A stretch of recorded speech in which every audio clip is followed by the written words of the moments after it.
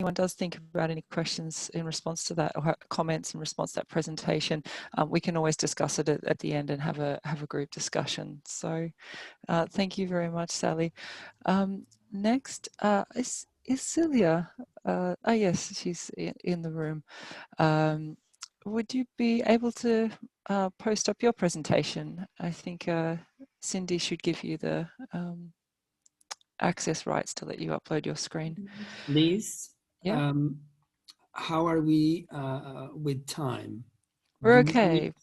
Shall I do like yesterday and warn when there is 1 minute left? I think if you can, but because the keynote speaker wasn't able to attend, that has given us a bit of extra, okay, a little bit of extra time. Be more flexible, but maybe I should the speaker. To keep track. Yeah, that'd be helpful. Thanks. I can be more flexible, not the naughty guy like yesterday. Yeah, time.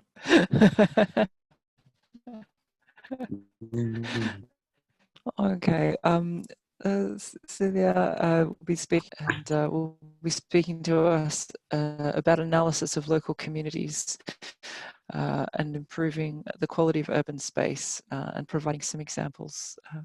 Thank you very much, Celia. The floor is yours. Yeah, thank you. Thank you very much.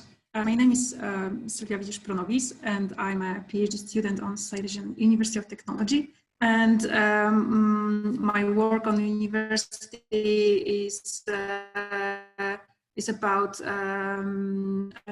engagement tools in architecture and urban planning. But I'm from Bytom, and I'm a activist, and I work with my colleagues in my city through a lot of years, through a few last years, and I realized that we did a lot of things to create our resilient city. And what is important to show you in my presentation, that Bytom is a city with a lot of challenges, and how much things did our social communities, and how these activities change our city now. And I try to summarize that in this resilience topic at the end. And at the beginning, I start with research questions, because I'm very curious that how a big impact has a local community to change their city, and how many things we should do to change our very difficult situation, because city Bytom is a historical city, and we have a big problem with our industrial history also. And a few years ago, it was 2013, one of the doctors from Silesian University said us that Bytom is one of the shrinking city, and probably if we don't do anything, our city will disappear. And it was shocking for us, because Bytom it's a big city. It's a city in Silesia region, in Silesia metropolitan. It's a part of a bigger system, and in the south of Poland. And it was very strange for us as inhabitants and as architects also, that our city can disappear. And it was so shocking for us that we start doing something. And it was also the time when our government start doing something with revitalization, and the regulations were creating in our ministries of infrastructure, and we had a big support from them. because we have a very strange situation with our authorities in Bytom. We work against them, and it was a very strange moment because city had problems, and we as activists we saw that.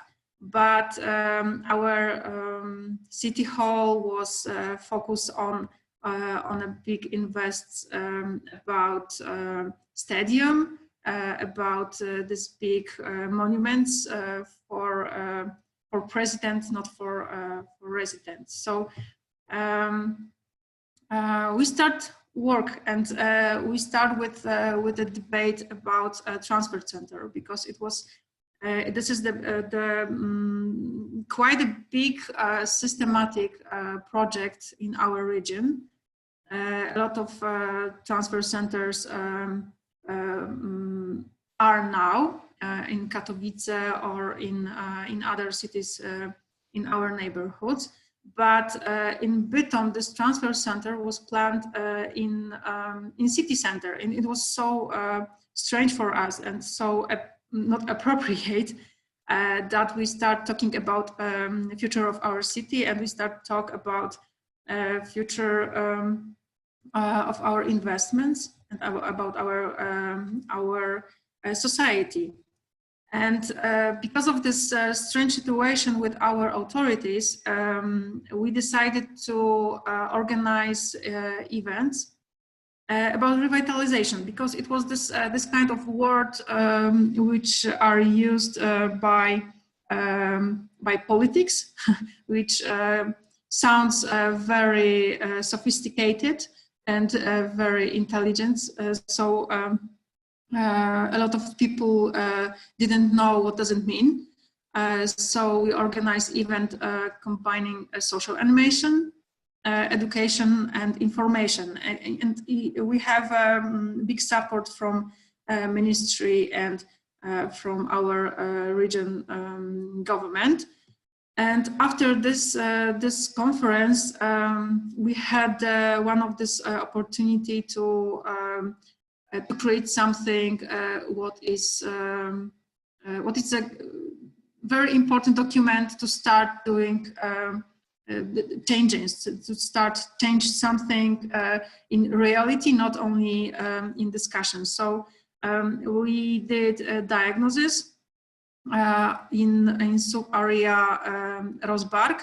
And what is important that the biggest problem with society, but also with our environment, was in downtown and in district Rosberg. It's almost one place, but in these documents, these territories were separated. And in Rosberg, we realized that we have a great communities and a lot of problems. But some of these problems are quite easy to touch with inhabitants. And one of this was a topic about green areas, and second, pedestrian places for pedestrian. And we started change our space. And one of the first action was named planting plants in pots. It was near a very important institution, cultural institution. And now this place is different, because this place is after a bigger investment. But we start with this place because it was an ugly place in the city center. So we are happy that new authorities created this place correctly.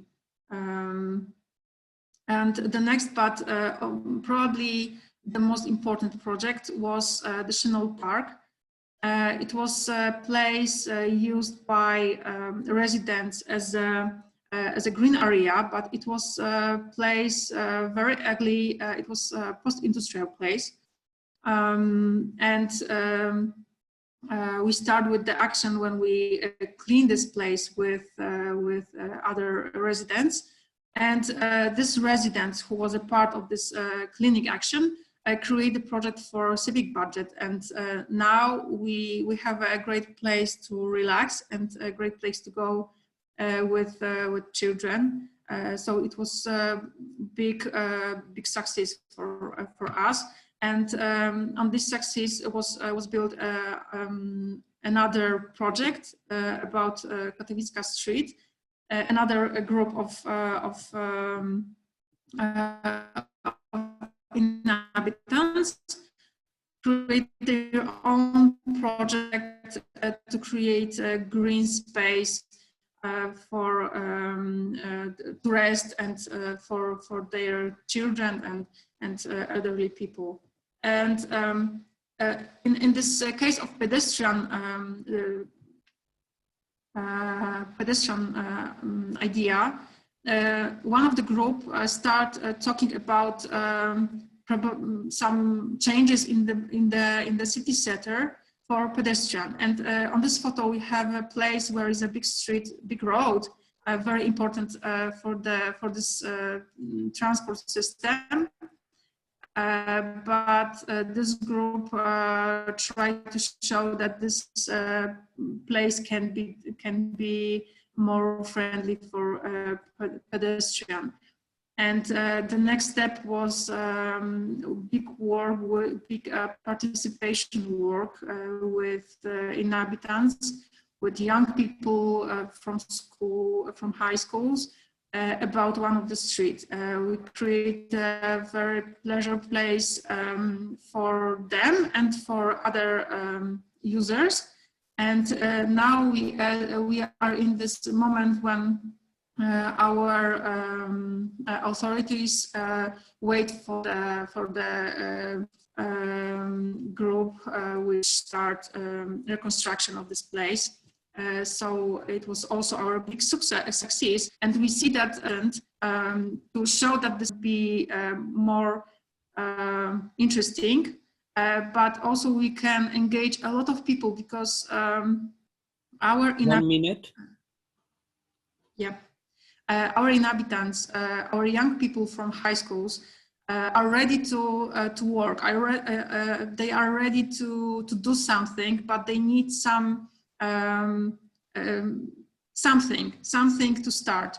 And it was big pleasure also because with this projects which are very important for some investments, we have also social events which show that this our public spaces can be very friendly for any initiatives. And one of this was high heels versus pavement. When we show that our space it's not very good for women, but it was also big fun for a lot of people. After this events, we have a lot of events where people can exchange clothes or food or flowers, and it was also an initiative of our society. And what was I think the most important in this process to build great society, strong society, was that we have big support from ministry, but also we have a big support from other activists from Poland.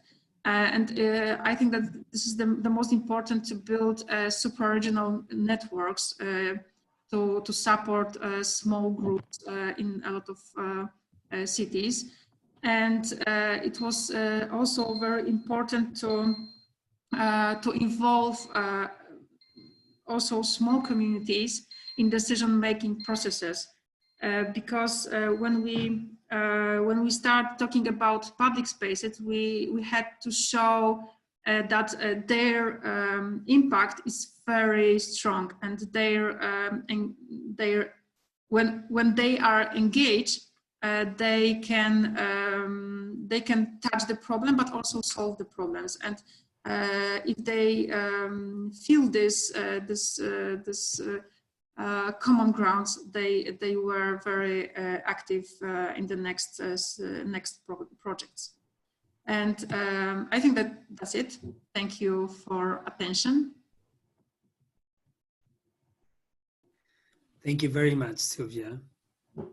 I thought that was a really interesting case study, again, of sort of hands-on community involvement. And one of the sessions yesterday actually spoke about that with a case study from the San Francisco Bay Area, but making communities more resilient by actively involving them in the process and bringing them along, rather than perhaps having a top-down approach, or perhaps having a sandwich approach where you have some leadership from above and some funding, but that you're working with local communities and asking them, well, what do you want from this place as well? So thank you very much.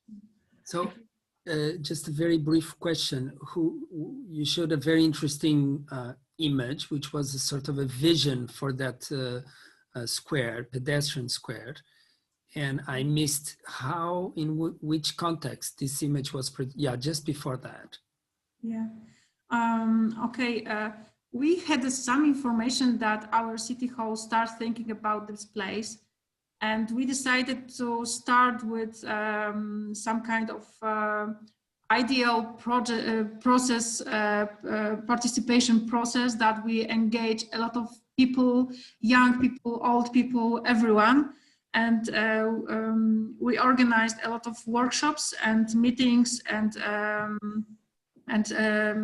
debates about this place.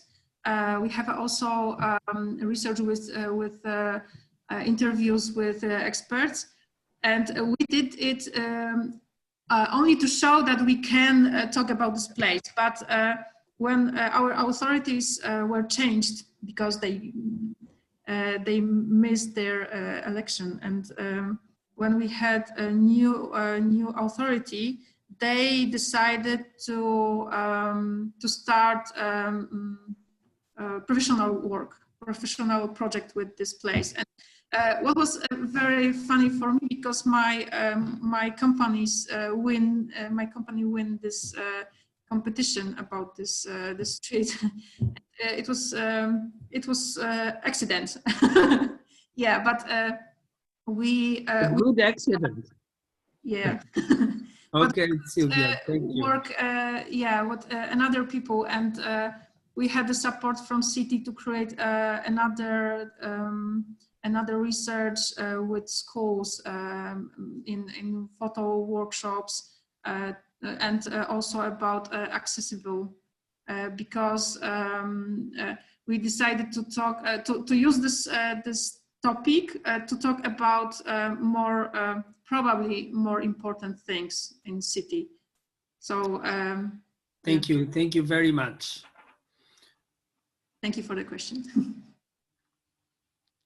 Okay, next in our session we have Sa'id Hassanien Al Said from Thebes Academy of Engineering. Sa'id, I did see you on the call. Are you there? So I think you should then be able to share your screen. Ah, there you are. Sa'id will be talking to us about the research he and his colleagues have been undertaking on how to apply resilience planning concepts as a tool for assessment and evaluation of urban communities in Egypt and how they can achieve resilience after disasters. Sa'id, the floor is yours.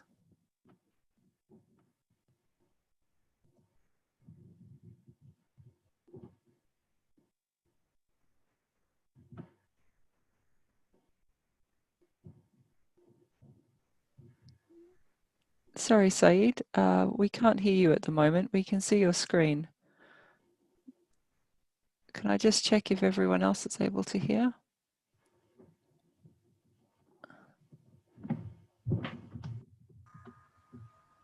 No. Yeah, I can't hear.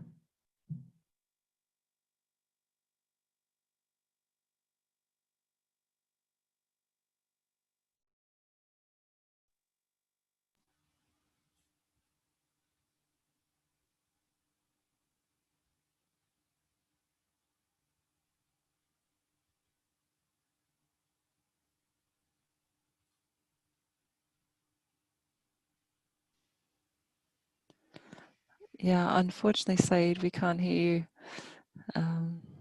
Yeah, we can't hear that. You don't seem to be on mute though, so I'm just not sure if it's a connection issue or something on the settings. Maybe on your laptop, the audio might be going in through the monitor rather than the headset. I'm not sure.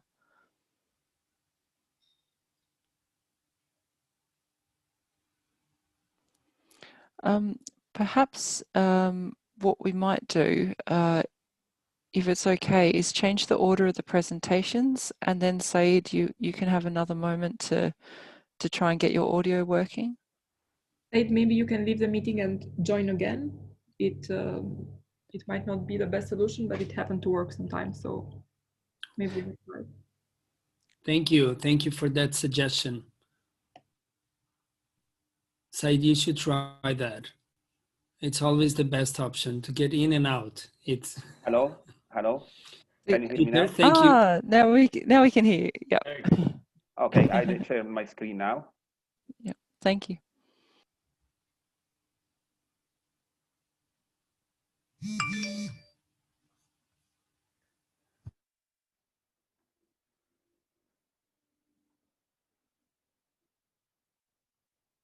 I begin now with again the screen.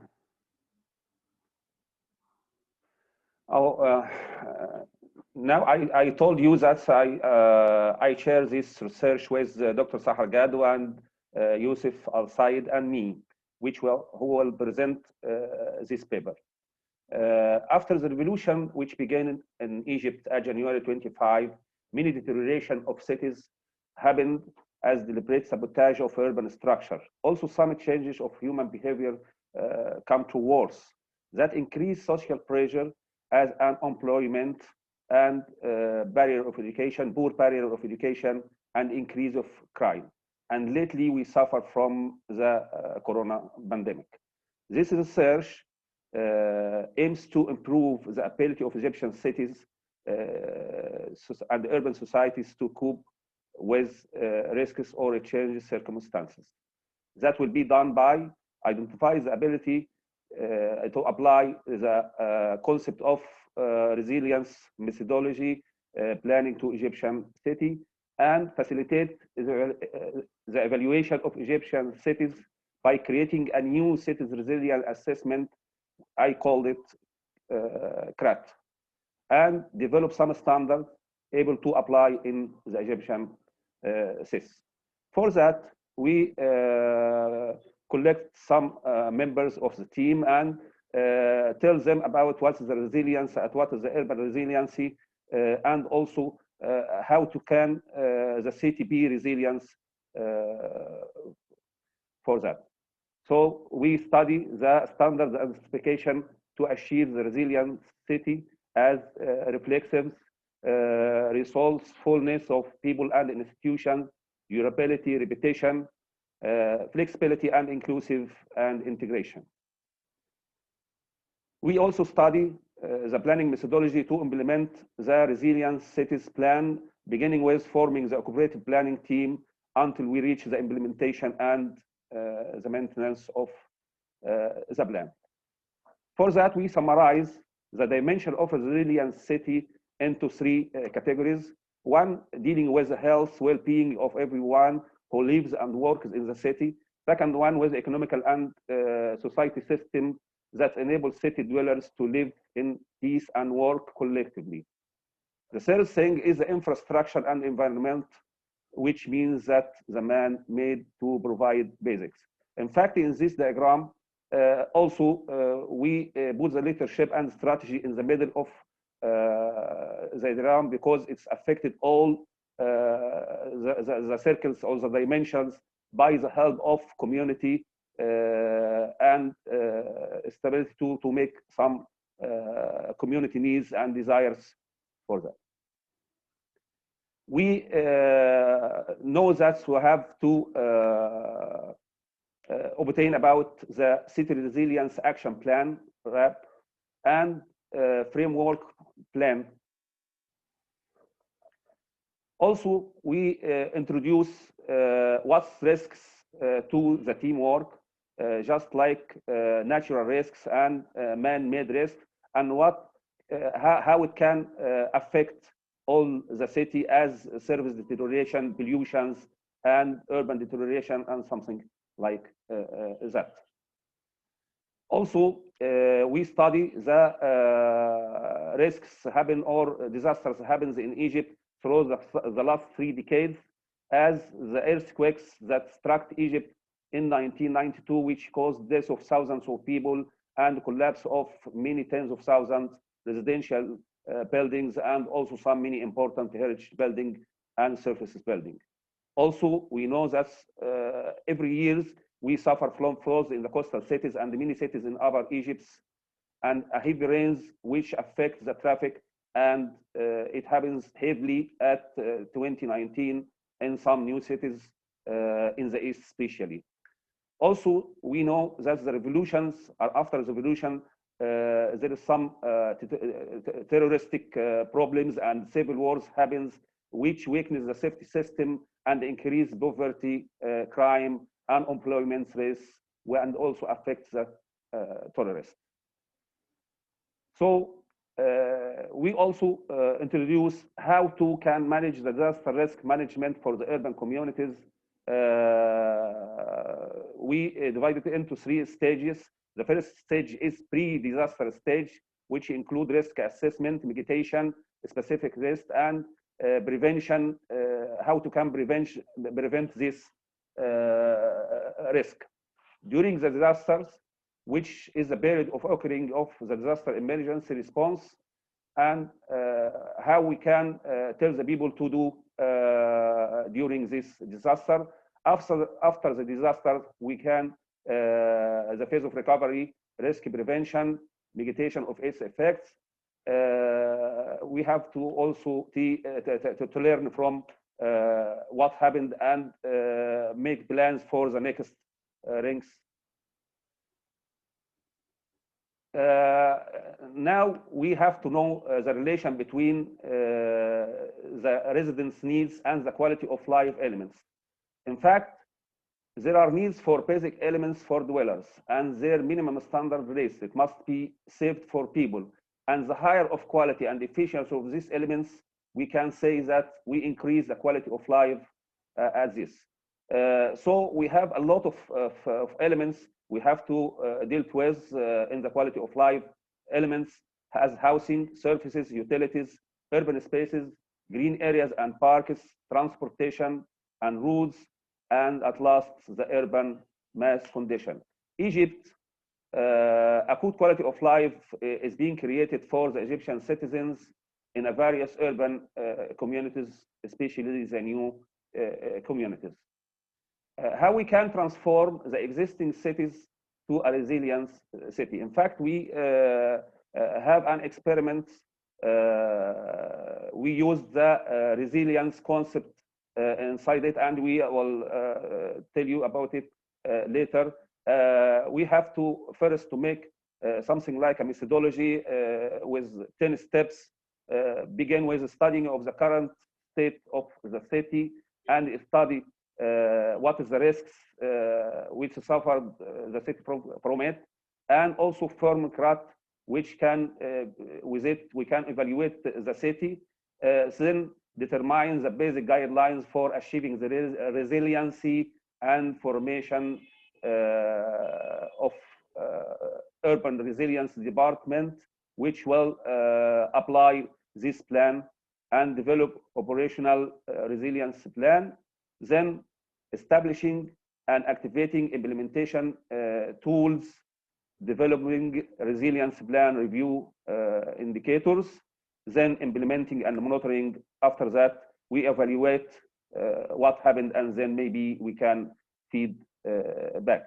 This is experiment which I told you about. Is the city is called San al-Hagar. We dealt with it at 2017. It is a very important city, lie in Delta of Egypt, and it has the old capital of the Egyptian kingdom during Ramses II, and some of an important heritage here in this site.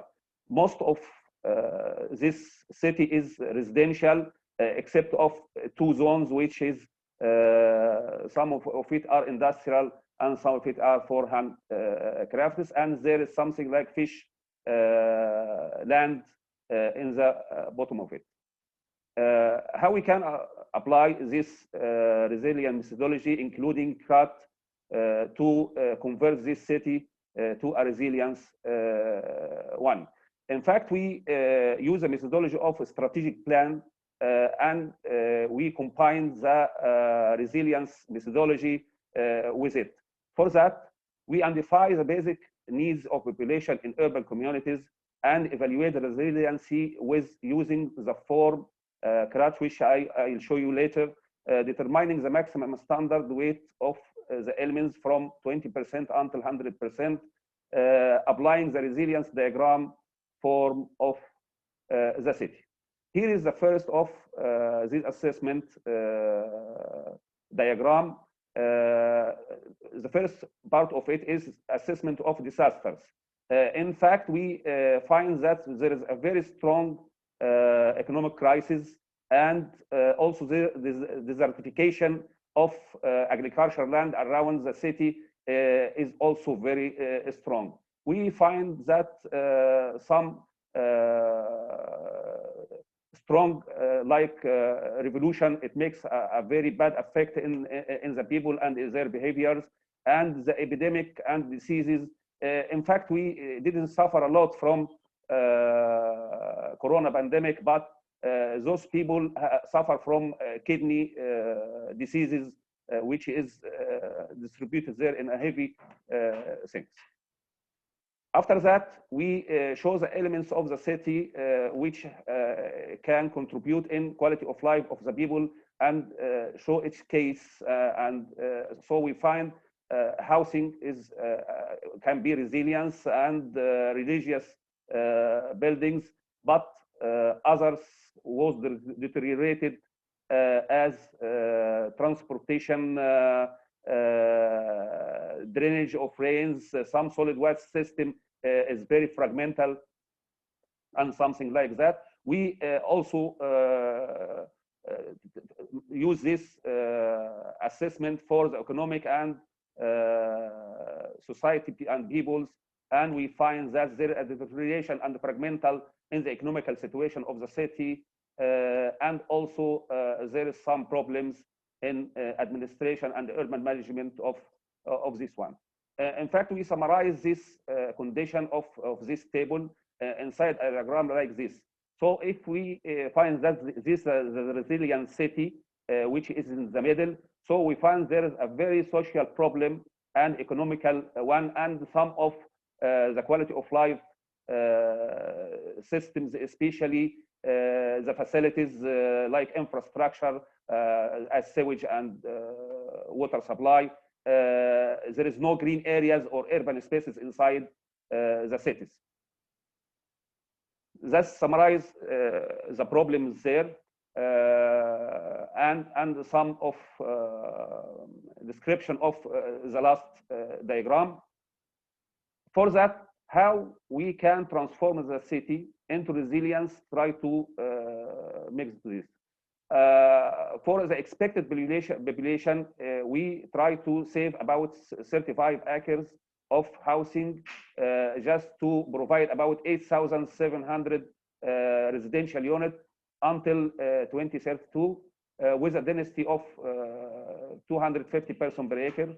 The service, we try to find many places for the service, especially education, and 150-bed hospital, and also some users of sports or recreational inside the city. For economy, we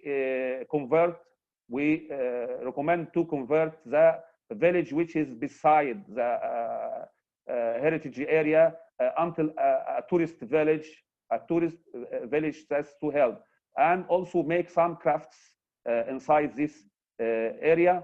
For the roads and the facilities, we try to save the sewage system, try to increase its areas, and also try to save the other water supply and something like this, and try to fix some roads, save one place for as a stop to connect it with the other cities inside the governorate. So this treatment, we can transform the city of San al-Hajar to a resilient city. This diagram is the same like one, and what is the action we will take to make the city is resilient. For that, we increase some classes, we make a touristic village, and we make an urban spaces and some green areas, and also we try to save the water and sewage systems to the city. For that, we recommend for a land budget area at 2032, which will make the city resilience, and also we distribute the projects and all of actions inside the area.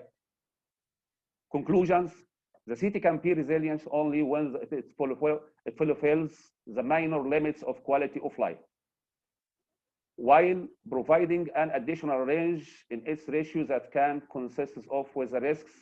The main steps for applying resilience principle and foundation for the existing cities is: one, to identify the extent of the capability of the city's elements. Second one, the evaluation by using resilience assessment tool, which is the new tool, taking the appropriate decision to change the city to a new resilience one.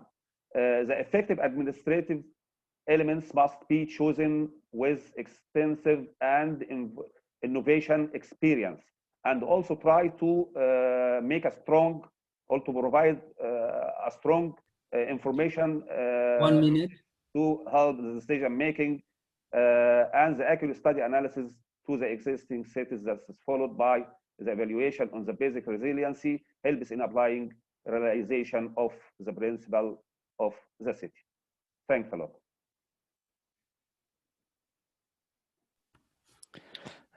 Thank you, Said. Sorry, Pedro, you go. It's a little bit longer, but I'm sorry for that, you know. It's hard. I think it's hard for all of us to wrap up when we put so much knowledge and so much time and effort into our research to sum it up in 10 minutes. It is really challenging, but thank you so much for running through that. And I hope we will still have, we are running a little bit behind time now, but I think we will cumulatively, that's what happens throughout every session. But I think we'll have some time for questions at the end. Next, we have Peter Hall, who's Global Director of Sustainable Infrastructure at Wood. Peter, I can see you there. Are you able to share your screen? Yeah, just sharing it right now, hopefully. Peter's going to be presenting research that Wood have undertaken along with their partners on the Urban Resilience Fund and the project screening framework that they've been developing. Peter, the floor is yours. Can you see that all right? Yes. Yep, thank you. Perfect. I'll just run through it. And what, 20 minutes? I'll make sure or 10, tell me how much time and I'll fit it in. Pedro, the timekeeper. I'm sorry, I'm a bit lost, but we agreed that Peter would be talking for 20 minutes, right? Okay, yeah, I'll easily. So I'll let you know when it's 1 minute left. Awesome, thank you very much. And it's great to be in this panel. And actually, what I'm going to talk about today fits really well with what you just presented, Said, and also Sylvia and the first one. A lot of what I'm going to talk about is some work we've done for the Rockefeller Foundation, building a resilience screen. So it's really taking all these great projects we've heard about and how do we get the engineering community and financing to fund these projects. So I'll just spin through this. I work for Wood, so a global consultancy around energy and infrastructure. So as a start on this, our firm and many in the sector for sure are looking at a couple big drivers for all the city work that applies to what we just heard about: energy transition. So a lot of cities need to, reduce energy, and especially in emerging countries, it's not just energy, it's building sustainable and resilient infrastructure. So how do we do that? So what this work does is really provide a link between having great ideas for projects early and getting them funded and built in the right way. And so a lot of this work comes out of our concept around shocks and stresses, right? So as we build projects, they have to be able to last. And increasingly, they need to transform communities, right? They need to be able to deliver co-benefits to the communities and individuals in the cities that they're built for. So we have a process where, and this fits into the screen, analyzing data early. What do you protect first? What are the critical assets you protect? How do you deliver that work for disruptions as things change? And then how do you use that to transform both the projects and the communities they serve? This is a big part of our work, to be honest. And I thought this would be interesting, especially in our time. So we've done it at Wood, like other firms, scenario planning. So we looked at, what is the world going to look like in 2030? This is before COVID. But we also did a refresh after COVID. So this relates to our work in a lot of ways, is more than ever in this COVID and what will, I think, be the new normal for quite a while. What's the pace of urbanization going to look like? How is financing going to get involved? What's the role of government? And importantly, related to the screen, how can projects access capital and get the money to cities to build these projects? So some of the things that we've seen, and our screen addresses this very intentionally, is getting projects looked at early in the process. The cost of changes for projects, the longer you wait, goes up. Plus your influence of stakeholders. We talked about, I think, Sylvia, you were talking about community interests, bottom-up approaches. We have to get this into our projects. This is one of the things the screens do, so cities can be resilient. And really what our fund is doing is how can cities access in a better way public-private partnerships? How can they access public equity funds, access public-private debt? And for a lot of these financing streams, the projects have to demonstrate they can last, right? They can last more than 5 years and have the flexibility to perform. So that's part of our challenge. And really, the key theme of this is sustainable infrastructure. It's not just infrastructure. It really ties together across social and a lot of different parts of the work. So it's more than just what a project is. It's really what it does, the services that it provides. And really important now, projects have to be designed so they can perform over the whole lifespan of a project, from consulting through projects through operations. And our vision for the screen, which is consistent with the Rockefeller Foundation, the Resilient Cities Network that we're also partnered with, is how can cities do a better job of looking at their return on investment?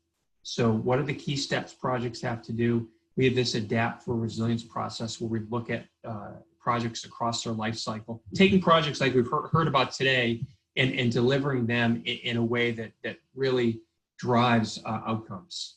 And the last bullet here, this is what investors are starting to require. And it's not just one type of infrastructure.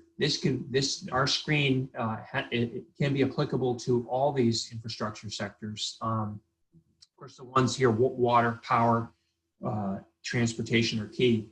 But if done right, they can support other types of infrastructure.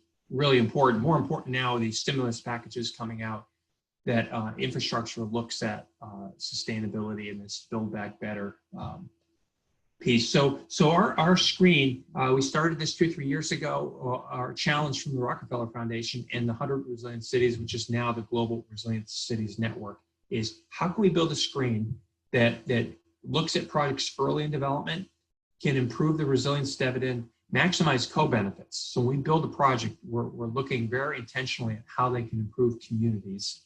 And then score those projects. Literally, how can we score those so you can pick projects that are better than others? Make sure resilience value doesn't get lost during the construction and operation of that project. And over time, have this be an industry standard to address this huge funding gap that's needed to build the infrastructure. So we're doing some work now in Calgary, for example, with the Resilient Cities Network, Future Cities, coming up with a resilience dividend.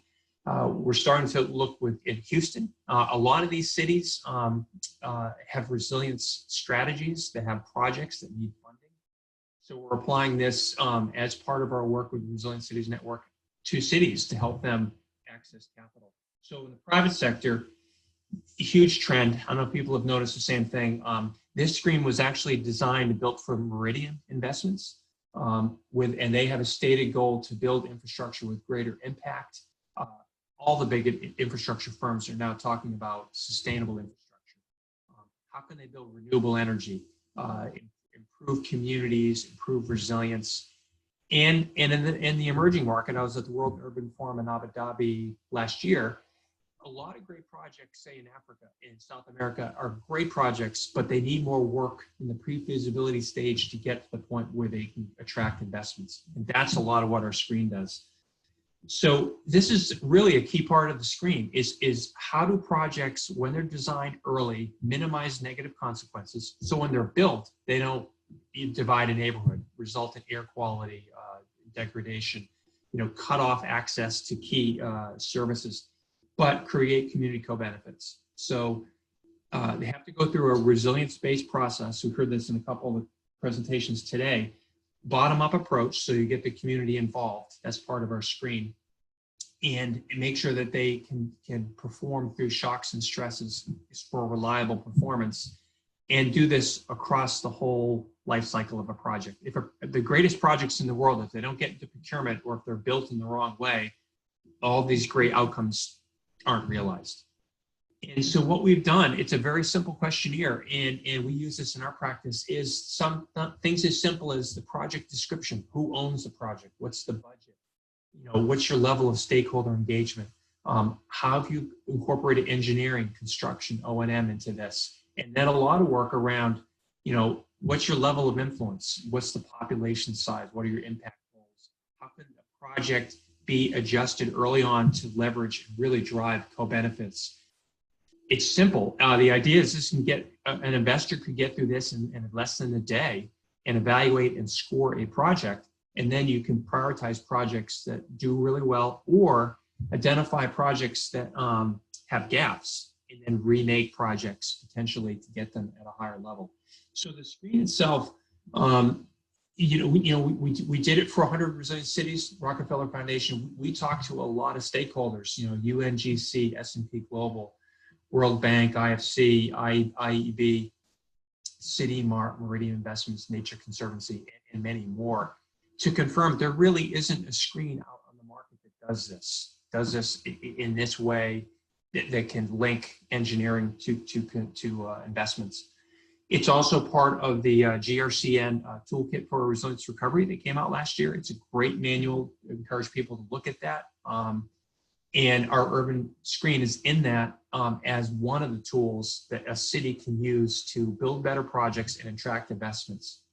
In the screen itself, we're actually currently now getting this up into a web-based portal, dashboard tool. It initially was an Excel-based screen, but it goes through screening questions, scoring questions across the vulnerability, reliability, co-benefits. And literally, as you go through this, it gives you menus. We have a manual, and it allows you to score projects. How well does it do on stakeholder engagement? And it's got very tactical, the type of meetings you have to have, how often, who's in the meetings, for reliable performance. What have you done for vulnerability, timescales? So it's tactical, but also strategic.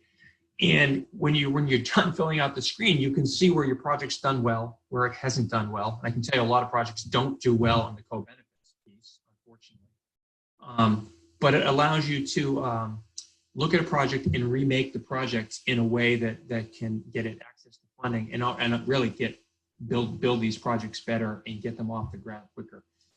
And what it does is, like any screen, it has pick lists, it has, Q&As, it's got, background pieces where you can literally drop down in menus. It's got some easy stuff where there are yes, no questions. But what we're trying to do is both educate cities and investors and engineers and scientists on what you need to do to build a better project.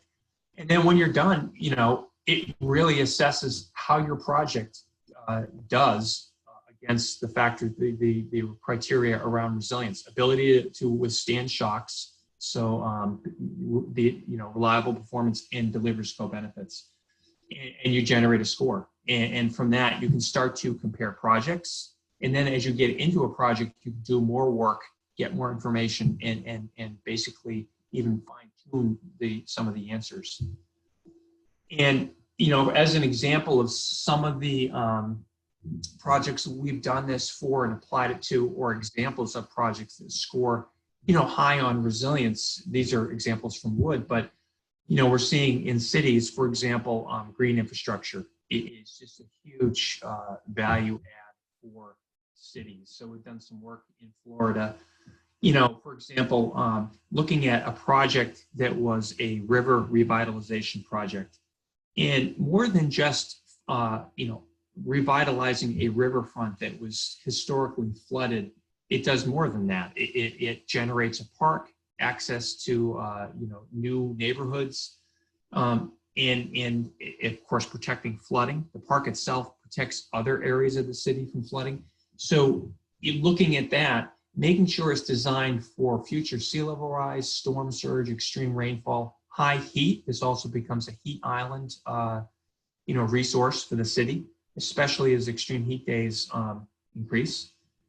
Circular economy is another big win. I think we're seeing through our screen, these projects, when done right, not only are great engineering projects, but in a lot of cities can deliver a lot of co-benefits. They can be a revenue generator for cities. They can reduce waste. They can attract more investment in cities. They can generate more jobs. And so some of these projects we're seeing really can leverage co-benefits if they're done in the right way. And then we're seeing a huge uptick, especially after COVID, in digital, right? So, you know, we use digital twin a lot. So applying innovative digital technologies to cities, especially around the increase in electric vehicle charging and integrated mobility, these projects run through our screen. You can make sure that when those projects are done, they're resilient. You put those assets in the right area, in the right neighborhood, at the right location, with the right materials, and that they're done so they generate wider co-benefits, and in the process attract more investment. So that's another thing we're seeing as a big increase. Our screen also aligns with the Sustainable Development Goals. So we're seeing big change in the private sector and in cities of trying to make sure projects also align with the Sustainable Development Goals, which are a great link to co-benefits. So for example, Houston, all the projects in their resilience strategy, which I showed earlier in the presentation, every single action is aligned to the Sustainable Development Goals. So goals that they impact, and also SDGs that can impact the project.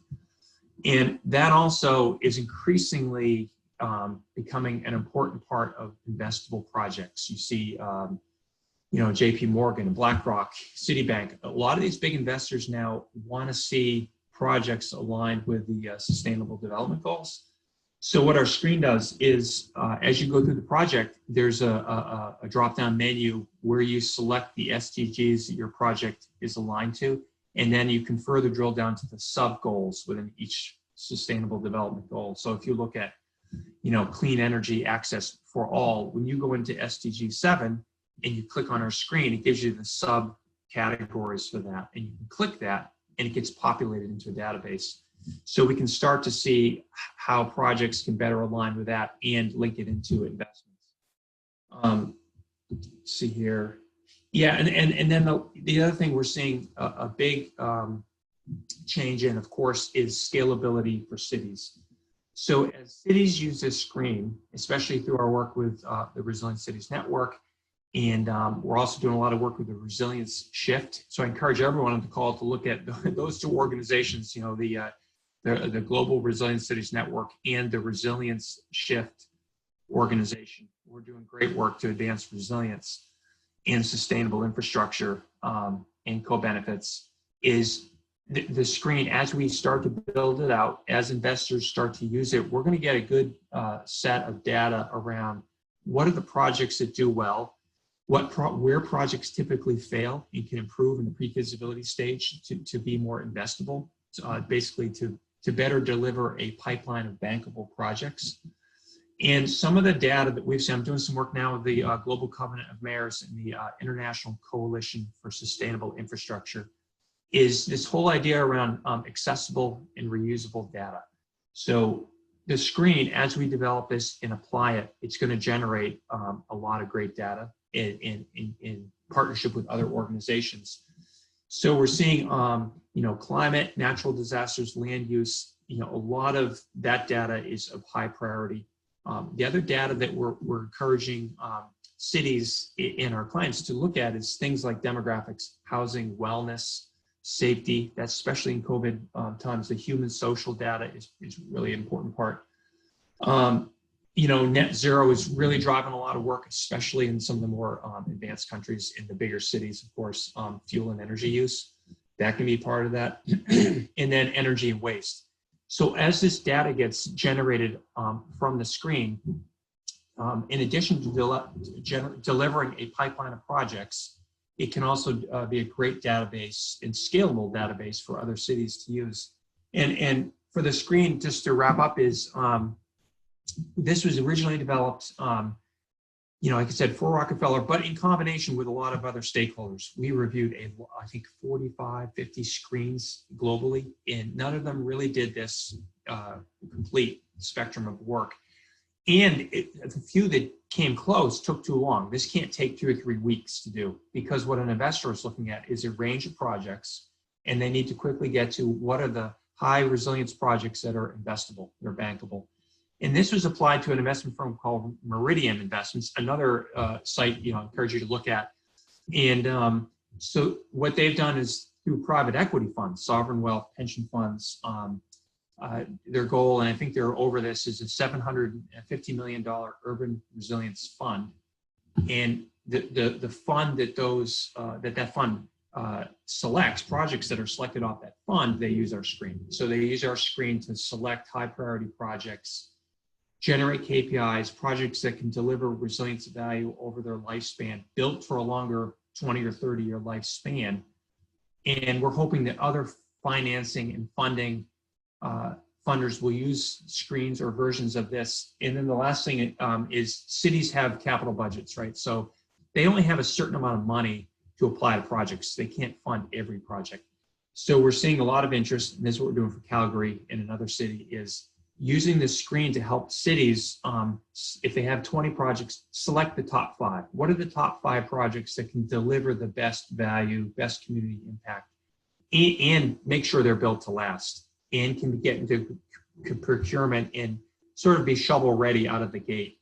So we're seeing kind of a range of things. And the last thing before I finish is we're seeing a lot of cities use this to remake projects. They may have a project that's great, but when they run it through the screen, they might say, "Oh, we're lacking in governance. You know, we need to improve on the negative consequences." So we're seeing clients want to use this to remake. 1 minute. And we use it for our projects too. So to build better projects, and that's it, I think. So thanks for your time. Thank you, Peter. Thank you so much. Thanks, Peter. Thanks for your presentation. We've sort of gone from having extra time at the start of the session that we hadn't anticipated to now running, I think, almost 40 minutes over. So I do apologize if people are waiting for their lunch and so on, but we do still have another 2 presentations, which I'm also looking forward to hearing. It just means that we're going to run over a little bit into the planned lunch break. But we do still have time to hear from Ezio Santagata. Ezio, are you on the call? Yes, I am. Okay. Good afternoon, good morning, good evening, whatever. Thanks for having me here. Are you able to line up your presentation? Yes, I'm doing that. Okay, so I have to be strict about this. You have 10 minutes.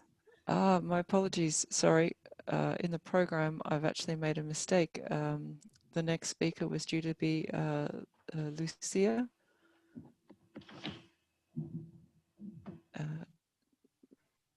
Lucia, if you're there, do you mind if we swap the order of the presentation? I think Lucia is not here, but we have a pre-recorded video from Lucia.